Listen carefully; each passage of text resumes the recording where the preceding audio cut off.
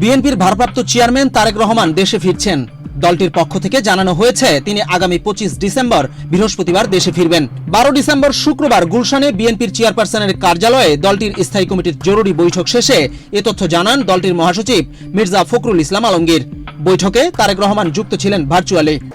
এই বার্তা শুধু আপনাদের জন্য নয়, সারা দেশের মানুষের জন্যই একটা স্বস্তির বার্তা নিয়ে আসবে।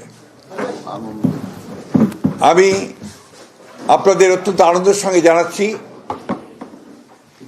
যে আমাদের দলের ভারপ্রাপ্ত চেয়ারম্যান, আমাদের কোটি কোটি মানুষের সবচেয়ে প্রিয় মানুষ, যিনি দীর্ঘ প্রায় 18 বছর ধরে নির্বাসিত অবস্থায় রয়েছেন বিদেশে, এবং বিগত প্রায় 1 যুগ ধরে তিনি গণতান্ত্রিক আন্দোলনকে নেতৃত্ব দিয়েছেন এবং আমাদের দলকে নেতৃত্ব দিয়েছেন, এবং আমাদের যে গণতন্ত্রের উত্তরণের যে ছাত্র গণ অভ্যুত্থানের নেতৃত্ব দিয়ে আমাদেরকে সাফল্যের দ্বার প্রান্তে পৌঁছে দিয়েছেন।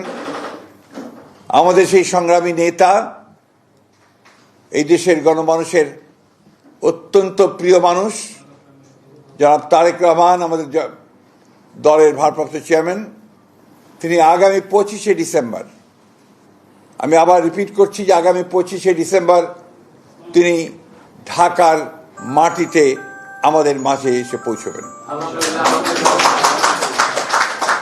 আমরা আমাদের দলের পক্ষ থেকে, সকলের পক্ষ থেকে আমরা তার এই আগমনকে শুধু স্বাগত নয়, আমরা আনন্দের সঙ্গে আমরা সমগ্র জাতিকে জানাতে চাইছি। এবং আজকে গণতন্ত্রের উত্তরণের পথে যে সমস্ত বাধাগুলো সৃষ্টি হয়েছিল, আমরা মনে করি যে আমাদের ভারপ্রাপ্ত চেয়ারম্যান তারেক রহমান সাহেব দেশে এসে পৌঁছলে সেই সমস্ত বাধা দূর হয়ে যাবে। কারণ আপনারা জানেন যে একটা বৈঠক লন্ডনে যেটা আপনার সংগঠিত হয়েছিল, আমাদের ভারপ্রাপ্ত চেয়ারম্যান এবং বর্তমান যে প্রধান উপদেষ্টা, লন্ডনে যে সভাটি হয়েছিল, সেই সভায় সিদ্ধান্ত হয়েছিল যে ফেব্রুয়ারির মাসের মধ্যবর্তী সময় নির্বাচন অনুষ্ঠিত হবে। ফলে আমাদের নির্বাচন সম্পর্কে যতটুকু আপনার একটা শঙ্কা ছিল সেটা চলে গিয়েছিল। এবং গতকাল নির্বাচনের তফসিল ঘোষণার মধ্য দিয়ে নির্বাচনের যে রেল চলতে শুরু করেছে, যে সারা দেশের মানুষের মধ্যে যে একটা আশা প্রত্যাশা সৃষ্টি হয়েছে, সেটা বাস্তবায়িত হতে চলেছে।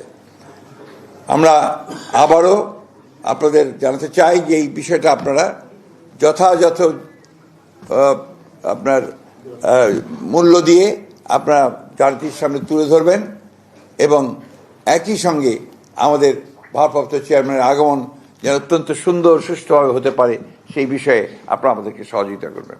পদ্মা সেতু, মেট্রো রেল এবং এলিভেটেড এক্সপ্রেসওয়ে নির্মাণের গর্বিত অংশীদার বসুন্ধরা সিমেন্ট। ছাত্র জনতার গণ অভ্যুত্থানে গত বছরের 5 আগস্ট আওয়ামী লীগ সরকার ক্ষমতাচ্যুত হয়। এরপর বিভিন্ন মামলায় তারেক রহমানের সাজার রায় বাতিল এবং কোনো মামলায় আইনি প্রতিক্রিয়ায় অব্যাহতি পান। এরপর থেকেই দলটির এই নেতার দেশে ফেরা নিয়ে আলোচনা শুরু হয়। শুধু তাই নয়, দলটির একাধিক নেতার কাছে এই প্রসঙ্গে প্রশ্ন রাখা হলে সকলেই বলেন সবকিছু ঠিকঠাক হলে দ্রুতই দেশে ফিরবেন তারেক রহমান। তবে আজকের বৈঠকের পূর্বে কেউই সুনির্দিষ্ট তারিখ বা সময় উল্লেখ করেননি। তারেক রহমান 2007 সালে 1/11 পট পরিবর্তনের পর গ্রেফতার হন। 2008 সালে কারাগার থেকে মুক্তি পেয়ে চিকিৎসার জন্য সপরিবারে যুক্তরাজ্যে যান। এরপর থেকে তিনি সে দেশেই আছেন।